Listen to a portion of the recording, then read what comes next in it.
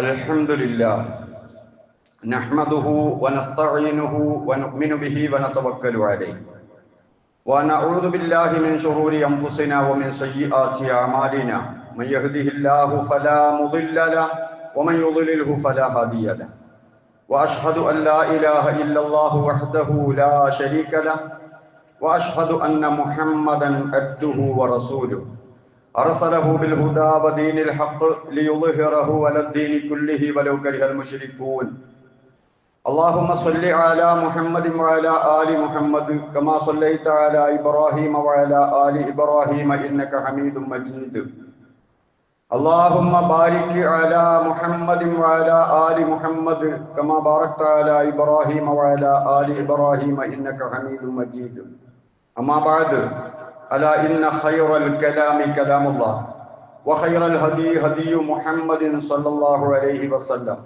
وشر الأمور محدثاتها وكل محدثة بدعة وكل بدعة ضلالة وكل ضلالة في النار أعوذ بالله من الشيطان الرجيم بسم الله الرحمن الرحيم يا أيها الذين آمنوا اتقوا الله حق تقاته ولا تموتن إلا وأنتم مسلمون ഇത്തഖുല്ലാഹ ഇബാദല്ലാഹ്. സഹോദരങ്ങളെ, സഹോദരിമാരെ, അള്ളാഹുവിൻ്റെ വിധിവിലക്കുകൾ കൃത്യമായി മനസ്സിലാക്കി ജീവിതത്തിൽ പകർത്താൻ ശ്രമിക്കണമെന്ന് ഓർമ്മപ്പെടുത്തുന്നു, വസിയ്യത്ത് ചെയ്യുന്നു. അള്ളാഹു അതിന് നമ്മെ അനുഗ്രഹിക്കുമാറാകട്ടെ. ഇന്ന് ഭൂമി ലോകത്ത് ഏറ്റവും കൂടുതൽ ചർച്ച ചെയ്യപ്പെടുന്നത് യുദ്ധമാണ്. നിരന്തരമായ യുദ്ധങ്ങൾ നടന്നുകൊണ്ടിരിക്കുന്നു. എപ്പോഴും ഒരു ഭാഗത്ത് ഇസ്രായേലിയരാണ്, മറുഭാഗത്ത് ആളുകൾ ഇങ്ങനെ മാറിക്കൊണ്ടിരിക്കും. ഇനി പരസ്യമായിട്ട് അവരില്ലെങ്കിൽ രഹസ്യമായിട്ട് അവരില്ലാത്ത യുദ്ധങ്ങൾ തന്നെ ഇല്ല എന്ന് നമുക്ക് അതിൻ്റെ ചരിത്രം പരിശോധിച്ചാൽ മനസ്സിലാവും. എന്തുകൊണ്ടാണ് ഇങ്ങനെ? എപ്പോഴും അവർ ഇസ്രായേലിയർ ഇതിന് മുതിരുന്നത് വിശ്വാസപരമായി അവരുടെ മതഗ്രന്ഥത്തിൽ നമ്മൾ പരിശോധിച്ചാൽ ചില വസ്തുതകളുണ്ട്. അതിലേറ്റവും പ്രധാനപ്പെട്ടത് ഇസ്രായേല്യർ മനുഷ്യരായി അംഗീകരിക്കുന്നത് അവരെ മാത്രമാണ്. അവരെക്കാൾ ആരെങ്കിലും ഉയരുമെന്ന് എപ്പോഴെങ്കിലും അവർക്ക് തോന്നിയാൽ അവരെ അടിച്ചമർത്തുക എന്നത് അവരുടെ വിശ്വാസപരമായ ഒരു കർമ്മമാണ്, ബാധ്യതയാണ്, കുറ്റമല്ല.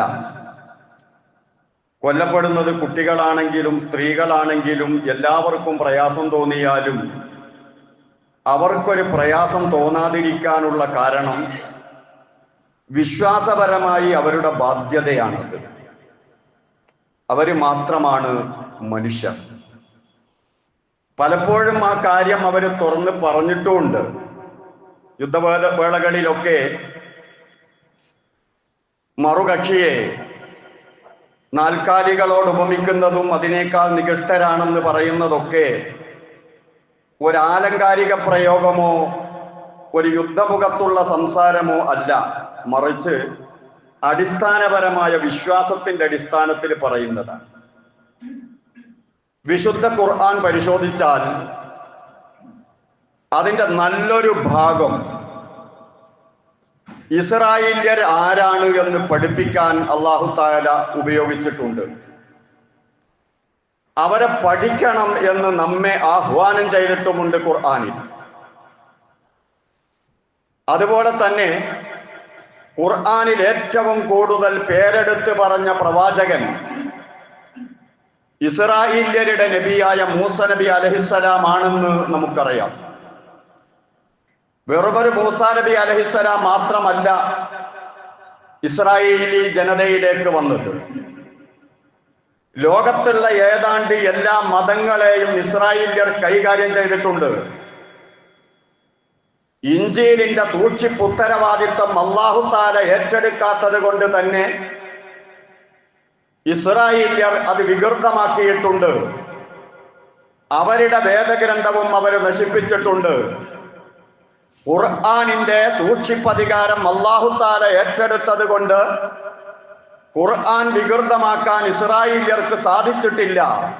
പക്ഷേ മനുഷ്യർ ഖുർആനിന്റെ വ്യാഖ്യാനം പറയാറുണ്ട് എന്ന് മനസ്സിലാക്കിയ അവർ തന്നെ ഖുർആനിന്റെ വ്യാഖ്യാന മേഖലയിൽ കടന്നുകൂടിയിട്ട് ഒരുപാട് തെറ്റായ വ്യാഖ്യാനങ്ങൾ മുസ്ലിം സമൂഹത്തിൽ പ്രചരിപ്പിക്കാൻ ശ്രമിച്ചിട്ടുണ്ട്. അതുകൊണ്ടാണ് തഫ്സീറിന്റെ ഗ്രന്ഥങ്ങൾ എടുത്തു നോക്കുമ്പോൾ അത് ഇസ്രായേലിയാത്താണ് എന്ന് നമ്മുടെ പണ്ഡിതന്മാർ പല തഫ്സീറുകളെ സംബന്ധിച്ചും വിശദീകരണങ്ങളെ സംബന്ധിച്ചും നമ്മോട് പറഞ്ഞു തരുന്നത്. വളരെ ആസൂത്രിതമായി അള്ളാഹുവിന്റെ മതം തകർക്കുക എന്ന അജണ്ടയുമായി ഭൂമി ലോകത്ത് പ്രവർത്തിക്കുന്നവരാണ് ഇസ്രായേല്യർ. എന്നാൽ വിശുദ്ധ ഖുർആനിൽ ഇസ്രായേല്യരുടെയും മൂസാ നബിയുടെയും കഥ പറയുന്നത് ഒരു കഥ പറയുന്ന രൂപത്തിലല്ല, തുടക്കം മുതൽ തുടങ്ങി ഒടുക്കം വരെ പറയുന്ന ഒരു രീതിയിലല്ല. പല സൂറത്തുകളിലും പല ഇടങ്ങളിലും പല വിധേനയും ഹ്രസ്വമായും സവിസ്തരമായും അല്ലാഹു തആല ഇസ്രായേല്യരുടെയും മൂസാ അലൈഹിസ്സലാമിന്റെയും കഥ പറയുന്നുണ്ട്.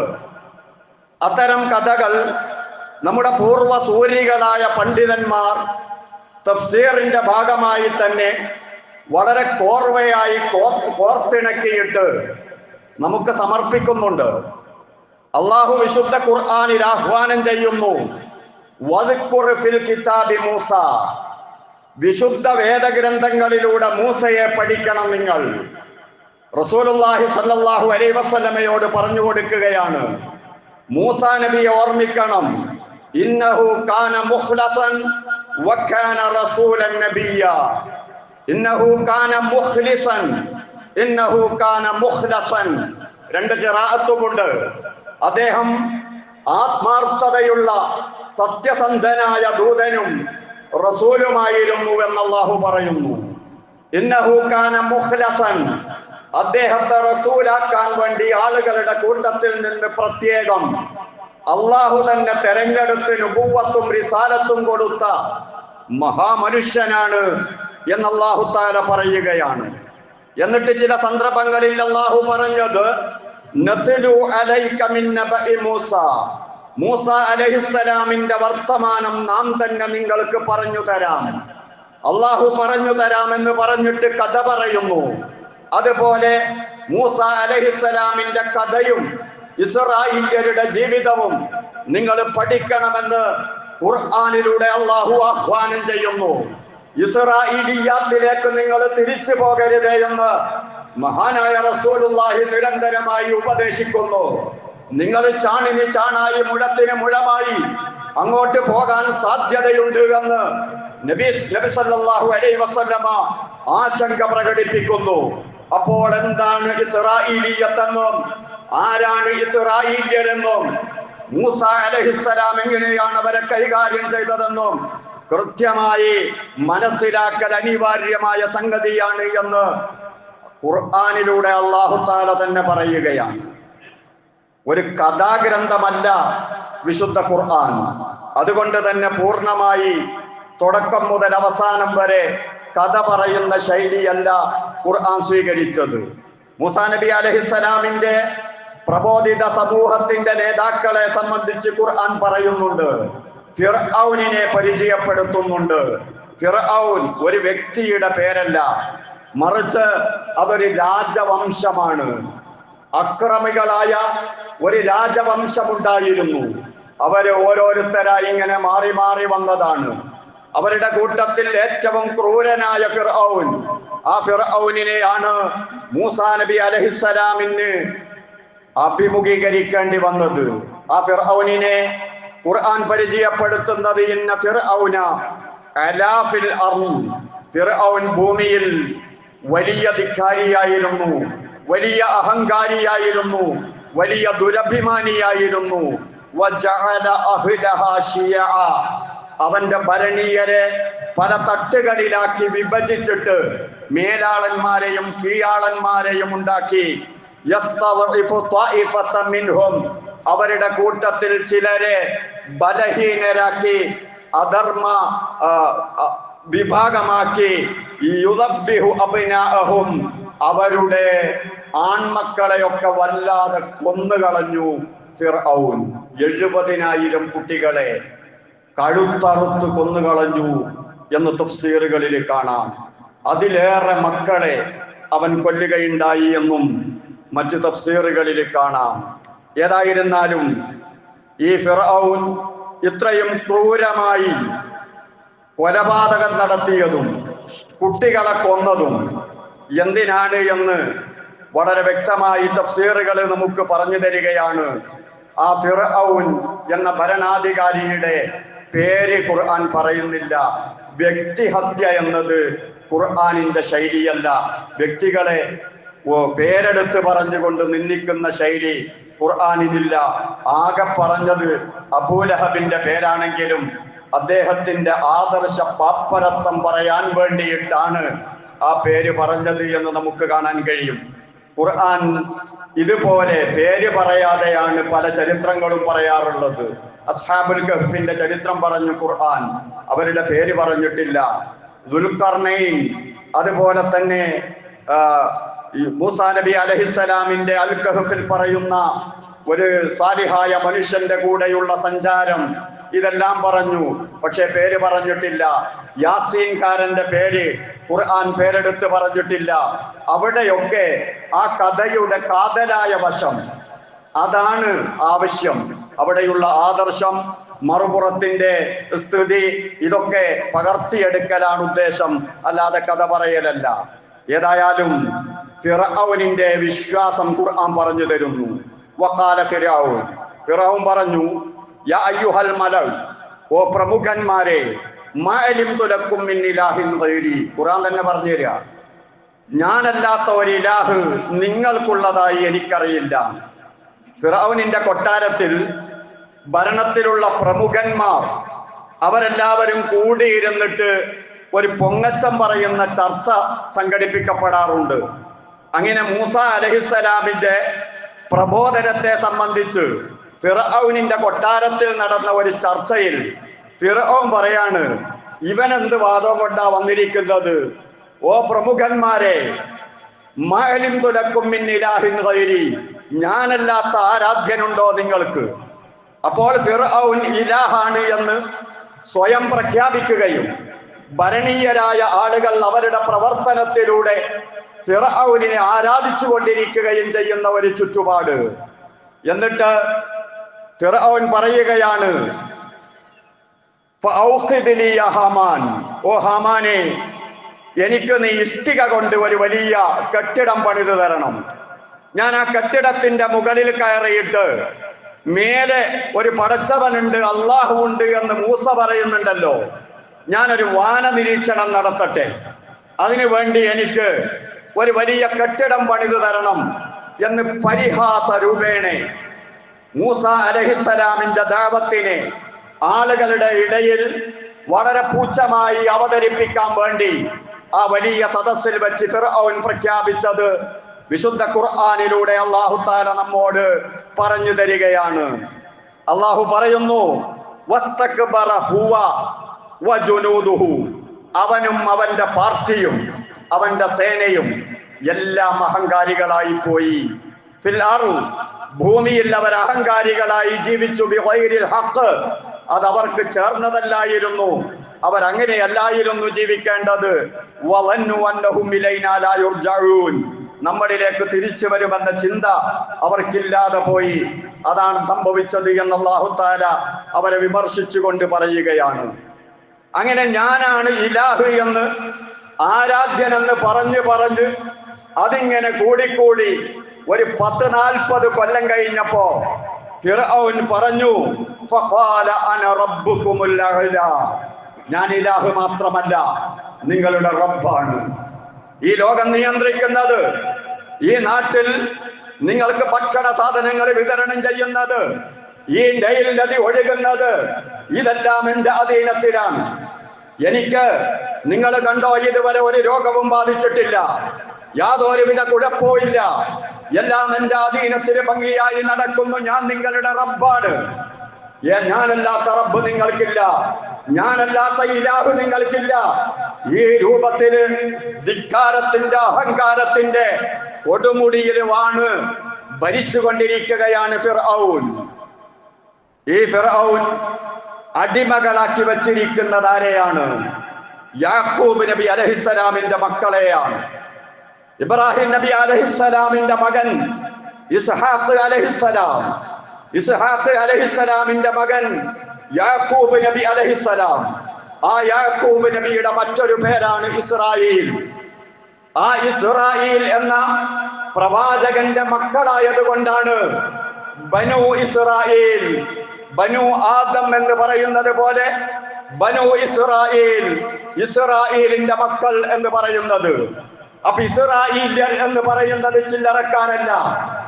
ഇബ്രാഹിം നബി അലൈഹിസ്സലാമിന്റെ പേരക്കുട്ടി യാക്കൂബ്, യാക്കൂബ് നബി അലൈഹിസ്സലാമിന്റെ മക്കളാണ്. അങ്ങനെ അവർ ഫിർഔനിന്റെ അടിമപ്പണിയെടുക്കേണ്ടി വന്നു. അവരെങ്ങനെയാ മിസ്റിലെത്തിയത്, ഫിർഔനിന്റെ അധീനത്തിലെത്തിയത്? അവർ ബൈത്തുൽ മുഖദ്ദസിലല്ലേ വേണ്ടത്? ഇബ്രാഹിം അലൈഹിസ്സലാം, ഇസ്ഹാഖ് നബി അലൈഹിസ്സലാം, യാക്കൂബ് നബി അലൈഹിസ്സലാം ഇവരൊക്കെ ബൈത്തുൽ മുഖദ്ദസ് കേന്ദ്രീകരിച്ചല്ലേ പ്രവർത്തിച്ചത്? നമുക്കറിയാം, യാക്കൂബിന്റെ ഇളയ മകനെ കിണറ്റിൽ കൊണ്ടുപോയിട്ടതും അവർ കച്ചവടക്കാർ ആ മകനെ കൊണ്ടുപോയി മിസ്റിൽ വിറ്റതും, അങ്ങനെ മിസ്റിൽ ഭക്ഷ്യവകുപ്പ് മന്ത്രിയായതും ആ കൊട്ടാരത്തിന്റെ ഭരണമേറ്റെടുത്തതും, അതുവഴി ബൈത്തുൽ മുഖദ്ദസ് ഉപേക്ഷിച്ചിട്ട് തന്റെ ജ്യേഷ്ഠ സഹോദരന്മാരും മാതാപിതാക്കളും മിസ്റിൽ വന്ന് താമസമാക്കുകയും ചെയ്തത് ചരിത്രത്തിലൂടെ നമ്മൾ മനസ്സിലാക്കിയതാണ്. അങ്ങനെയാണ് ഇസ്രായേല്യർ മിസ്റിലെത്തുന്നത്. മിസ്റിലെത്തിയിട്ട് ധിക്കാരപൂർവമുള്ള ജീവിതം നയിച്ചപ്പോ അവർക്ക് അല്ലാഹു തആല കൊടുത്ത ശിക്ഷയാണ് അവരെ ഭരിക്കുന്ന, അവരെ അടിമപ്പണിയെടുപ്പിക്കുന്ന ഒരു ജനവിഭാഗത്തെ അവിടെ ഭരണമേൽപ്പിച്ചുകൊണ്ട് അവരെ അടക്കി ഭരിച്ചത്. അതിന്റെ ഭാഗമായിട്ടാണ് ഫിർഔൻ അവരെ അടിമകളാക്കി കൊണ്ടു നടന്നത്. വളരെ വ്യക്തമായി ചരിത്രത്തിലൂടെ നമുക്ക്, വിശുദ്ധ ഖുർആനിലൂടെ തന്നെ നമുക്ക് മനസ്സിലാക്കാൻ കഴിയും. അങ്ങനെ ഫിർഔൻ അവരെ അടക്കി ഭരിച്ചുകൊണ്ടിരിക്കുമ്പോ അവർക്കിടയിൽ ഒരു സംസാരമുണ്ട്. അഥവാ ഇസ്രായേല്യർക്കിടയിൽ ഒരു സ്വകാര്യ ചർച്ച അവർ സംഘടിപ്പിക്കാറുണ്ട്. എന്താണത്? നമ്മള് ഇബ്രാഹിം നബിയുടെ പേരക്കുട്ടികളാണ്, യാക്കൂബ് നബിയുടെ മക്കളാണ്. ഇബ്രാഹിം നബി അലൈഹിസ്സലാമിന്റെ ഒരു ചരിത്ര വർത്തമാനം എന്ന നിലക്ക് ഈ മിസ്ർ നമ്മളിൽപ്പെട്ട ഒരാളുടെ അധീനത്തിൽ വരും. ഈ ഒരു സ്വകാര്യ സംഭാഷണം അവര് നടത്താറുണ്ട്. ഇത് കിബുത്തികളുടെ ചെവിയിലെത്തി, ഫിർഔനിന്റെ ആളുകളുടെ ചെവിയിലെത്തി. അവർക്കത് വിശ്വസിക്കാതിരിക്കാൻ നിവൃത്തിയില്ലാത്തൊരവസ്ഥയുണ്ടായി. കാരണം അവിടെ വെച്ച്, മിസ്റിൽ വെച്ച് വേറൊരു സംഭവം നടന്നിട്ടുണ്ട്.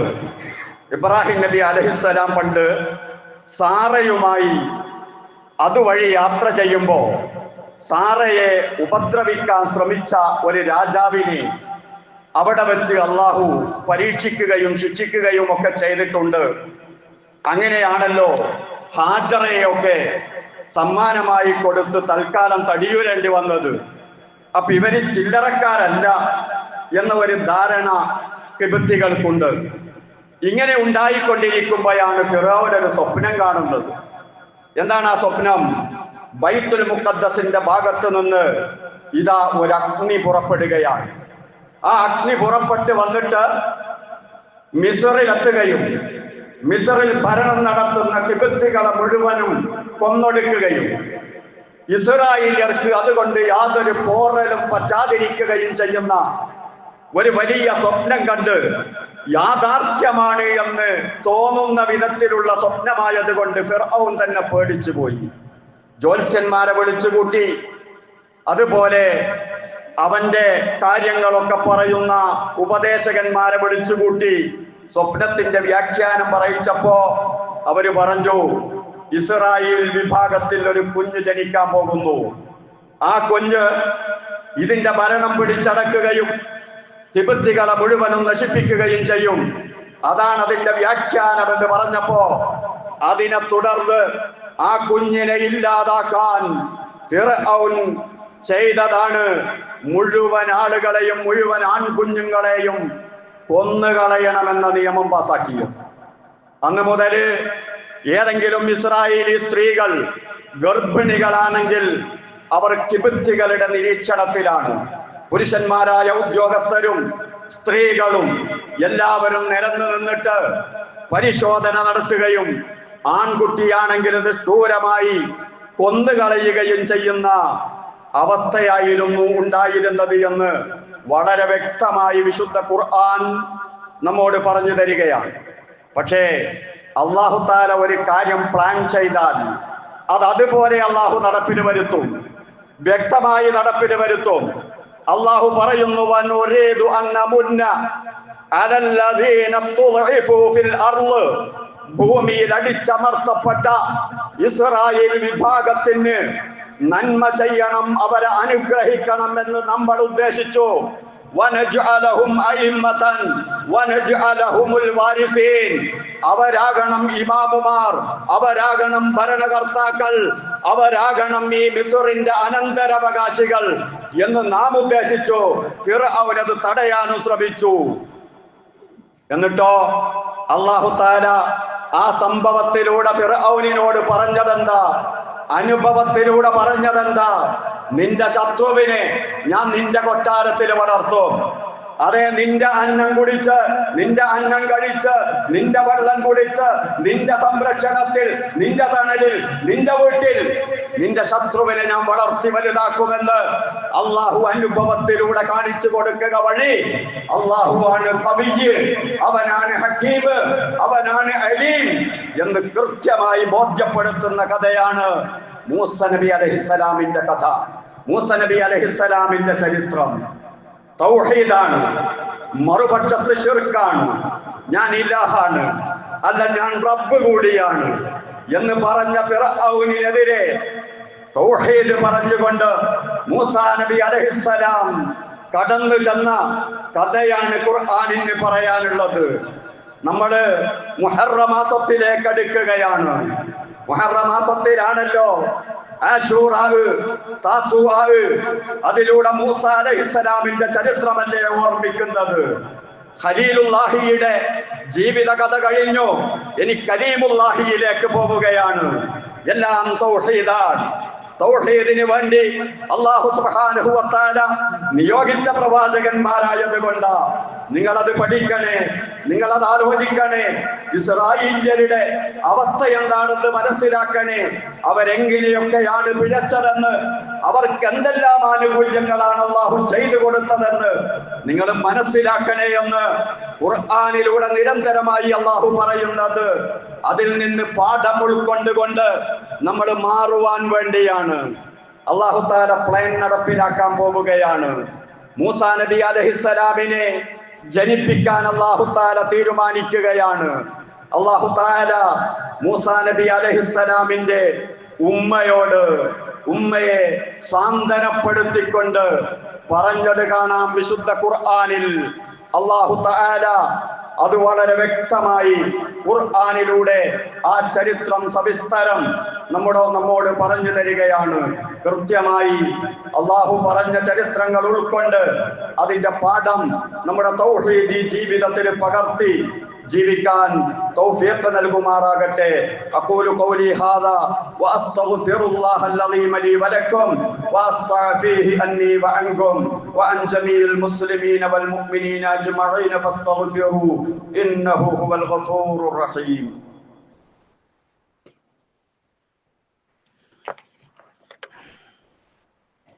അൽഹംദുലില്ലാഹ് വസ്സലാത്തു വസ്സലാമു അലാ റസൂലില്ലാഹ്. വഅലാ ആലിഹിൽ ഫായിസീന ബിറിളല്ലാഹ് ഉസീകും ഇബാദല്ലാഹി വഇയ്യായ ബിത്തഖ്വല്ലാഹ്. സഹോദരങ്ങളെ, സഹോദരിമാരെ, അള്ളാഹുവിൻ്റെ വിധിവിലക്കുകൾ കൃത്യമായി മനസ്സിലാക്കി ജീവിതത്തിൽ പകർത്താൻ ശ്രമിക്കണമെന്ന് ഓർമ്മപ്പെടുത്തുന്നു, വസിയ്യത്ത് ചെയ്യുന്നു. അള്ളാഹു അതിന് നമ്മെ അനുഗ്രഹിക്കുമാറാകട്ടെ. അള്ളാഹു പറയുന്നു, വഔഹൈന, നമ്മളൊരു വഹീ കൊടുത്തു, ഇലാ ഉമ്മി മൂസ, മൂസാന്റെ ഉമ്മാക്ക്. സ്ത്രീകളെ അള്ളാഹു നബിയാക്കിയിട്ടില്ല, വഹീ കൊടുത്തിട്ടുണ്ട്. മറിയം ബീവിയോട് അള്ളാഹു സംസാരിച്ചിട്ടുണ്ട്. മൂസാ നബിയുടെ ഉമ്മയോട് അള്ളാഹു സംസാരിച്ചിട്ടുണ്ട്. ഈ വഹീ എന്ന് പറഞ്ഞാൽ അള്ളാഹു സംസാരിച്ചതാണോ, സ്വപ്നത്തിൽ അത് ശക്തമായ സ്വപ്നം നൽകിയതാണോ ഉറക്കത്തിൽ, അതല്ല മനസ്സിൽ ഇൽഹാമ് അള്ളാഹു തോന്നിപ്പിച്ചതാണോ? പല ചർച്ചകളും തഫ്സീറിന്റെ ഗ്രന്ഥങ്ങളിലുണ്ട്. അള്ളാഹു പറഞ്ഞത് മൂസാ നബിയുടെ ഉമ്മാക്ക് വഹീ കൊടുത്തു എന്നാണ്. മൂസാ നബി അലൈഹിസ്സലാമിന്റെ മാതാവിനോട് അള്ളാഹു സംസാരിച്ചു, കാര്യം ബോധ്യപ്പെടുത്തി. അന്നർളിഹി, എന്താ, നീ മുലയൂട്ടണം ആ കുഞ്ഞിനെ. ഒന്നാമതായി പറഞ്ഞത് പാല് കൊടുക്കുന്ന സംഗതിയാണ്. വളരെ പ്രധാനമാണ്. മാതാവ് എത്ര പ്രയാസമുള്ള സാഹചര്യത്തിലാണെങ്കിൽ പോലും മുലപ്പാല് കൊടുത്ത് പൊറ്റണേ എന്ന അള്ളാന്റെ കൽപ്പന ഒരു മാതാവിനോട്. ഫഇദാ ഖിഫ്തി, ഇനി വല്ല ഭയവുമുണ്ടോ, ഫഇദാ ഖിഫ്തി അലൈ, വല്ല പേടിയുമുണ്ടോ നിനക്ക്, ഫഅൽഖിഹി ഫിൽ യം, നീ കടലിലിട്ടേക്കൂ, നീലിലിട്ടേക്കൂ. പേടിയുണ്ടെങ്കിൽ ഞാൻ നോക്കിക്കൊള്ളും. അള്ളാഹു പറയുന്നു, വലാ തഖാഫി, ആണ്ടുപോകുമെന്ന് പേടിക്കണ്ട. വലാ തഹ്സനി, തിരിച്ചു കിട്ടില്ലേ എന്ന വിഷമോ നിനക്ക് വേണ്ട. ഇന്നാ റാദ്ദുഹു ഇലൈക്, മൂസയെ ഞാൻ നിനക്ക് തിരിച്ചു തരും. വജാഇലുഹു മിനൽ മുർസലീൻ, ഈ നാടിന്റെ റസൂലാക്കി, ഇവിടെ പ്രബോധനം നടത്താനുള്ള റസൂലാക്കി നിനക്ക് മൂസയെ ഞാൻ തിരിച്ചു തരും. അള്ളാഹു വാക്ക് പറയുകയാണ്, അള്ളാഹു സാന്ത്വനപ്പെടുത്തുകയാണ്. 4 മാസം മൂസാ നബി അലൈഹിസ്സലാമിന് വളരെ പേടിയോടുകൂടി ആ ഉമ്മ മുലയൂട്ടി എന്ന് ചില തഫ്സീറുകളിൽ കാണുന്നുണ്ട്. പരിശോധകർ വന്ന സമയത്ത് മൂസാ നബി അലൈഹിസ്സലാമിനെ എവിടെ ഒളിപ്പിക്കണമെന്നറിയാതെ തുണിയിൽ ചുരുട്ടിയ ആ ചോരക്കുഞ്ഞിനെ അടുപ്പിൽ തീ കത്തിക്കൊണ്ടിരിക്കുന്ന സമയത്ത് അതിൻ്റെ ഒരു ഭാഗത്തിട്ടു എന്ന് തഫ്സീറുകളിലുണ്ട്. പിന്നീട് പോയി നോക്കുമ്പോൾ, അവർ പോയതിന് ശേഷം പോയി നോക്കുമ്പോ എവിടെ വെക്കണമെന്നറിയാതെ ഇട്ടതല്ലേ, അത് തീയിൽ തന്നെയായിരുന്നു എന്ന് ബോധ്യപ്പെട്ടു. പക്ഷേ ഒന്നും സംഭവിച്ചില്ല. അള്ളാഹു കാത്തു സൂക്ഷിക്കുകയാണ്. അള്ളാഹു പറഞ്ഞു, ഇങ്ങനെയൊന്നും പേടിക്കല്ലേ, പെട്ടിയുണ്ടാക്കി നെയിലിലിടണം.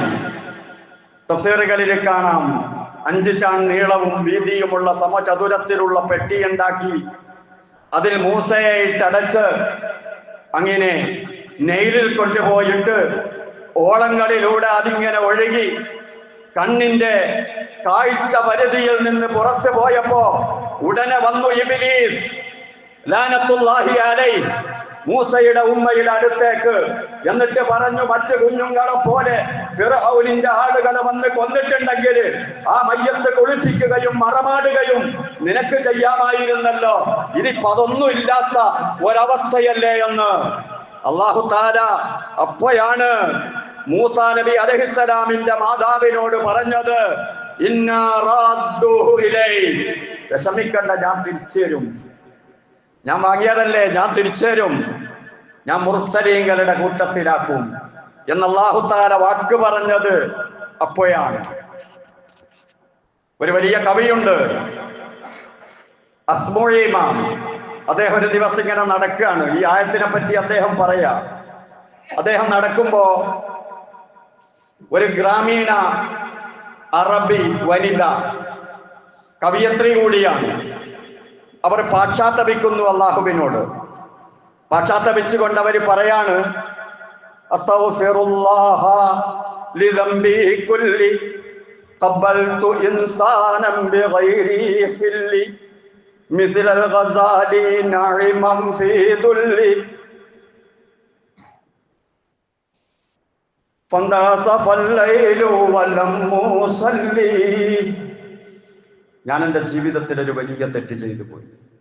അല്ലാഹ്, നീ എനിക്ക് പുറത്തു തരണേ. എന്നിട്ട് അവർ അവരുടെ തെറ്റ് പറയാണ്.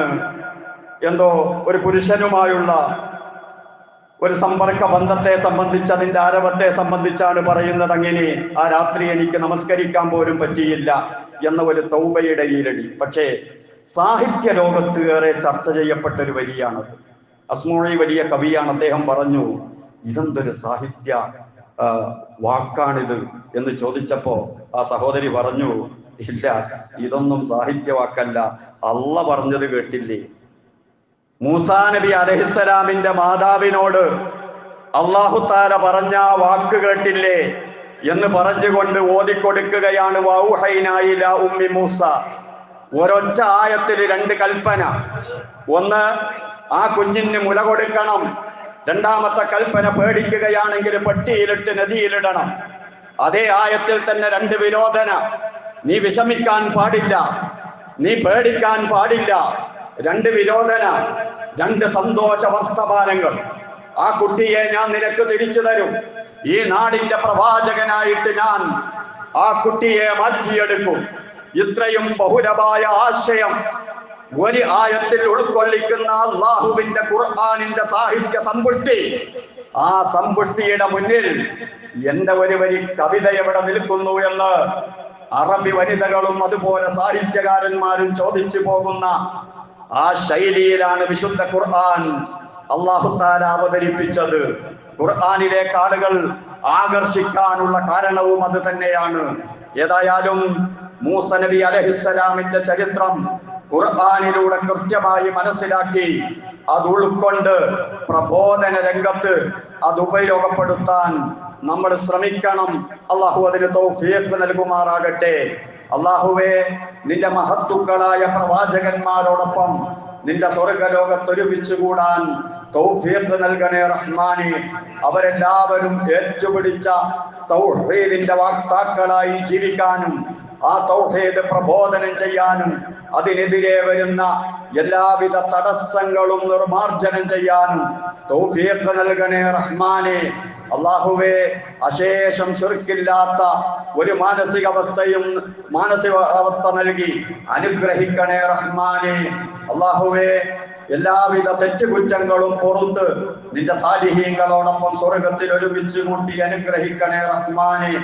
ആരോഗ്യത്തോടു കൂടിയുള്ള ദീർഘായുസ് നൽകണേ അല്ലാഹ്. നീ തന്നതിന് ബറക്കത്ത് ചെയ്യണേ റഹ്മാനെ. എല്ലാവിധ രോഗങ്ങളും ശിഫയാക്കി തരണേ റഹ്മാനെ. പ്രായാധിക്യം കൊണ്ട് ബുദ്ധിമുട്ടുന്നവര് കുടുംബത്തിലുണ്ട്. ആരോഗ്യത്തോടു കൂടി ദീർഘായുസ് നൽകണേ റഹ്മാനെ. മുസ്ലിമായി ജീവിക്കാനും അവസാനം കലിമ ചൊല്ലി ഇഖ്ലാസോടുകൂടി കലിമ ചൊല്ലി മരണപ്പെടാനും തൗഫീഖ് നൽകണേ റഹ്മാനെ. اللهم اغفر للمؤمنين والمؤمنات والمسلمين والمسلمات الأحياء منهم والأموات. ربنا آتنا في الدنيا حسنة وفي الآخرة حسنة وقنا عذاب النار. ربنا تقبل منا إنك أنت السميع العليم وتب علينا إنك أنت التواب الرحيم. آمين برحمتك يا أرحم الراحمين.